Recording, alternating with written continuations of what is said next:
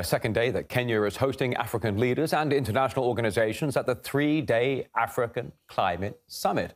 The aim of the forum is to discuss Africa's position ahead of the COP28 conference that is later this year.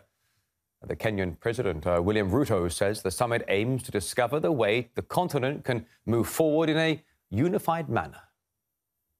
We are here to scrutinize ideas, assess perspectives, so that we can unlock solutions.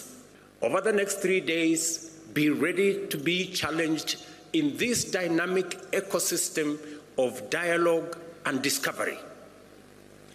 African and global leaders, innovation trailblazers, experts, investors, and captains of industry are here to explore the opportunities, tackle the barriers, and scale up solutions. The Africa Climate Summit has kicked off in Nairobi today, with African and other world leaders expected to have a discourse on the actions and solutions to climate crisis in Africa and the rest of the world.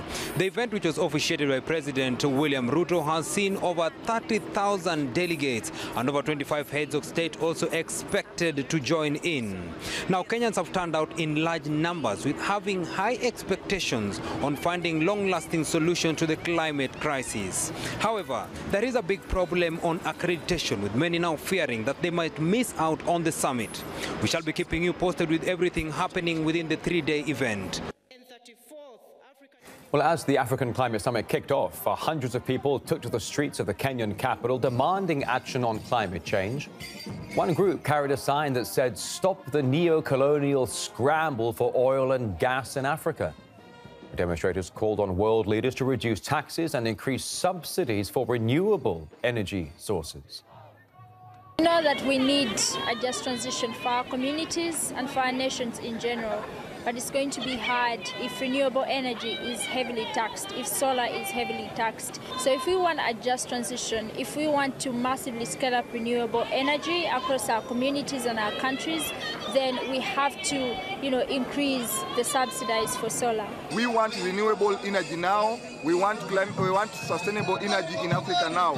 Africa is capable of clean energy and driving sustainable change towards a better future. We want the Africa Climate Summit to advocate and to develop policies that only push for clean energy and in the interest of Africans, not the West or the East.